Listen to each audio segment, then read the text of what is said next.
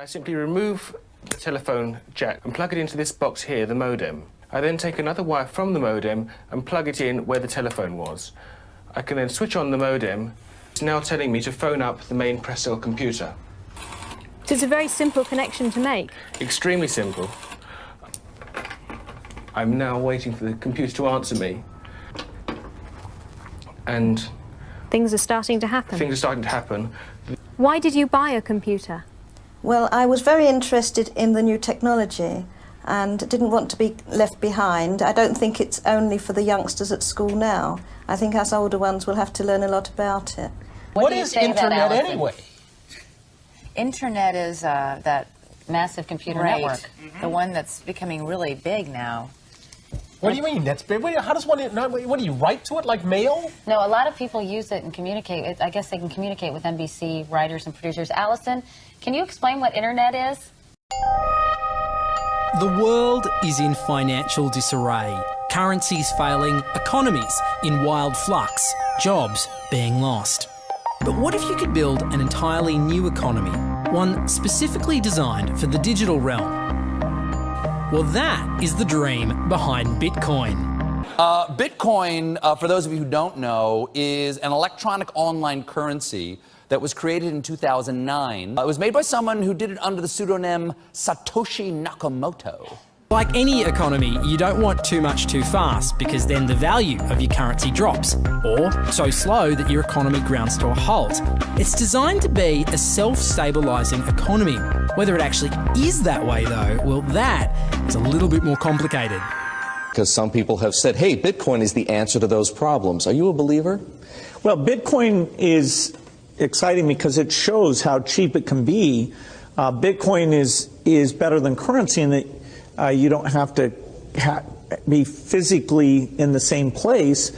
And, of course, for large transactions, currency can get pretty inconvenient. And what is Bitcoin? Bitcoin is a currency on the internet.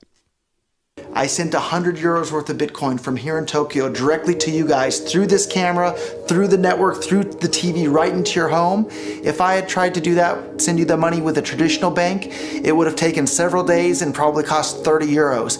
I just did it right now with Bitcoin instantly, basically for free, and didn't have to ask anybody for permission. I didn't need a bank, I didn't need a government, I didn't need anybody. I just needed myself and you and our smartphones to do it. That's the power of Bitcoin. Wall Street is fraud, America is fraud, the world is fraud, banks are fraud, central banks are fraud. We live in an era of fraud. It's all based on fraud, and they get a percentage of the fraud. That's the business model. This community is switching to what they think is a better monetary system. A system in which banks are no longer needed because payments could be made directly from one person to another. Bitcoin is fundamentally different because in Bitcoin, you don't owe anyone anything and no one owes you anything. It is not a system based on that. It is a system based on ownership. And no one can censor it, no one can seize it, no one can freeze it. It's November the 2nd, 2008, just 6 weeks after the Lehman Brothers collapse. And all over the world, there are panicked debates about how to save the banks. Then, on a little visited web forum for cryptographers, a document appears in which a completely new monetary system is proposed. The visionary author calls himself Satoshi Nakamoto. These were the darkest days of the financial crisis. So that to me suggests a very clever mind that saw an opportunity, the perfect opportunity to introduce a new radical technology and a new radical approach to money and finance at just the right moment when people would be very open to making this big shift that's required to adopt a new currency. What's exciting for me is like a global economy. Right now we say we have a global economy, but I can't take $1 and give it to you in the Netherlands and then you know what to do with it, right? You would have to go and change it to your native currency. And when you kind of eliminate that step and I can just send you one form of payment and you can send me a product in a matter of seconds, that starts to change things from a global perspective. How could this digital coin invented by this Satoshi Nakamoto become hundreds of times more valuable than the dollar? And why do enthusiasts like Roger Fear want the world to switch to bitcoins? I'm giving every single person here 1,000 yen worth of bitcoins, which is like $8 and something cents. Back in the early days, you know, I get phone calls from my buddies. Oh, hey man, I lost 10,000 Bitcoins because my computer blew up, right? Back then, one Bitcoin was less than a penny, right? So nobody cared. They lost $10. I don't care, right? And now 10,000 Bitcoins, that's $5 million. That's a big deal, right?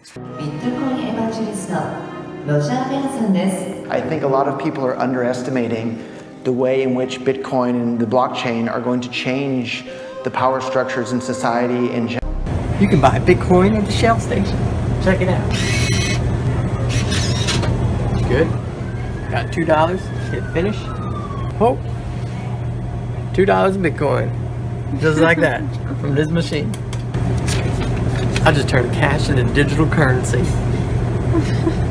So thinking that it's too late to get involved in Bitcoin is like thinking it's too late to get involved with the internet or too late to get involved with using a cell phone. Like, it's not too late to get involved with Bitcoin. If Bitcoin becomes really popular all over the world, Bitcoins are going to have to be worth at least tens of thousands of dollars a Bitcoin, if not hundreds of thousands of dollars per Bitcoin. So thinking it's too late to get involved with Bitcoin is like thinking it's too late to get involved with using the internet. Of course not. Like, it's ubiquitous in our lives, and Bitcoin's going to become ubiquitous in our lives as well.